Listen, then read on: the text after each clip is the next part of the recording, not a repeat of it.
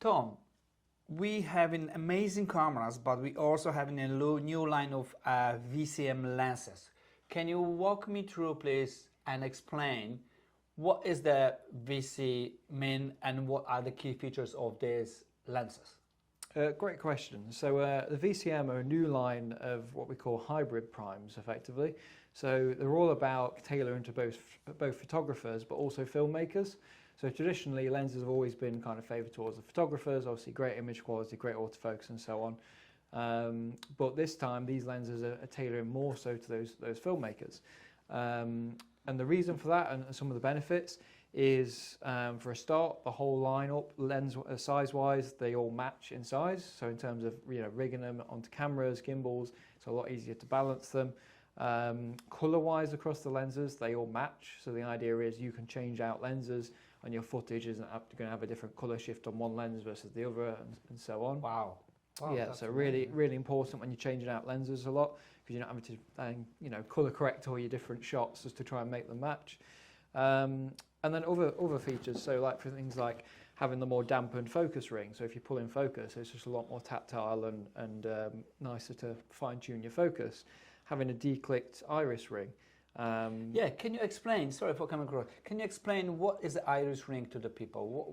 What are the key features of that? So the reason we've got this is, instead of the traditional like clicking the wheel and altering your iris that way, the idea is you can finely tune and silently the iris during exposure. That's the key, or during recording. So if you're recording, say, an interview and perhaps the sun comes out and you need to dial back your exposure, instead of adjusting your ISO and getting that horrible kind of step down in exposure, you kind of see that jump. Okay. It obviously distracts your audience, whereas this, I can slowly fine tune the iris wherever I want it, and you're not going to be able to, it's basically stepless, so you're obviously not going to see that exposure change. Okay. Goes back to kind of like cine lenses in the film industry. They're all declicked iris rings like this, hence making it a filmmaker's lens. Yeah, perfect. And would you explain, many people asking what is the feature of that actually black bottom on the lenses? Can you walk us through? Yeah, this button on the effectively, effectively it pauses the autofocus. So if you're shooting, say, some B-roll, you're running around, you've got the autofocus on continuous, and then perhaps you want the focus just to stay where it is for a second. You just hold that button, it pauses the autofocus, and then when you're ready, the subject's gone, whatever it is, you let go, and then it continues to focus on whatever else. So really quick and handy tactile button at your fingertips. That is fascinating. And also I have noticed that all the new line of 35, 20, 24, they're all the same size. Yes, yeah, all the same size, so it just means they're a lot more consistent for gimbals, things like that. And then also we can't forget what's inside or what's in the camera, more importantly. So the camera uses some advanced lens corrections to give you even better video results. So things like focus breathing. So for those that aren't aware what focus breathing is, some lenses, if you focus from the foreground to the background, you'll see that the lens kind of breathe. It basically get bigger or smaller. It's almost like the focal length changing, even though it's a prime lens.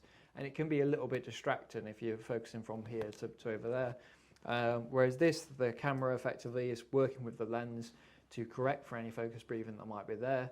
And effectively it means that you get almost no focus breathing whatsoever. So it just means that you can focus more on the shot than the framing, bothering the audience. Okay.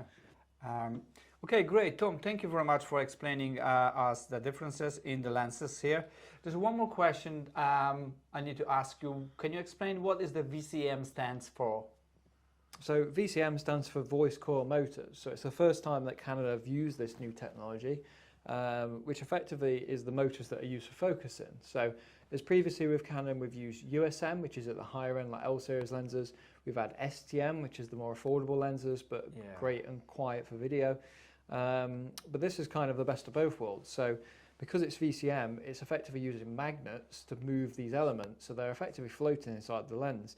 So the benefits of that is A, they're silent, so you can't hear it at all, which obviously for filmmaking is very important, but B, they're really, really fast.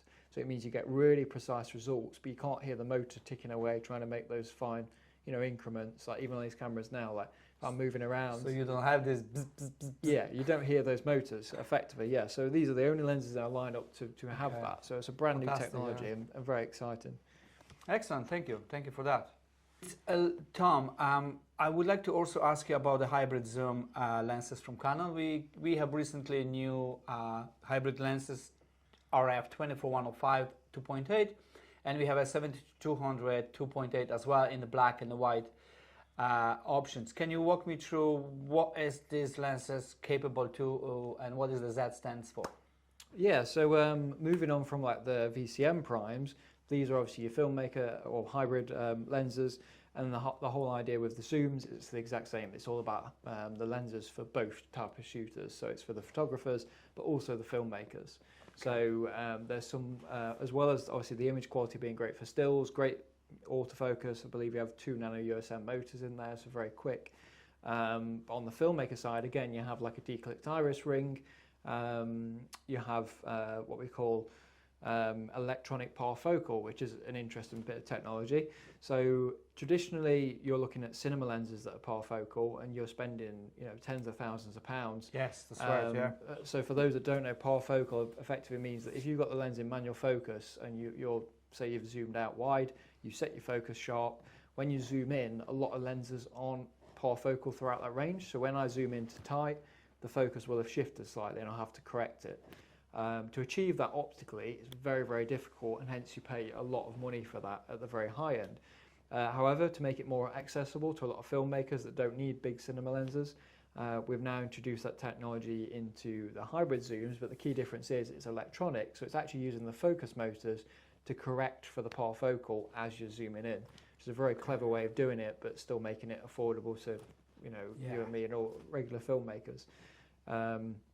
So that's great. You've also got the ability to mount the PZE2 onto it, which is the power zoom adapter. Yeah. So if you want to make this like a true video lens, you can attach that motor, and you've got 2 buttons on the side, so you can use it almost like a camcorder and get that nice smooth servo zoom. I've seen that. That looks fantastic. Really options. So yeah. Okay, excellent. Thank you. Thank you for that. And I guess if you need to find out a little bit more about that, Whelan Cameras, chat to the guy. They will let you know about everything else.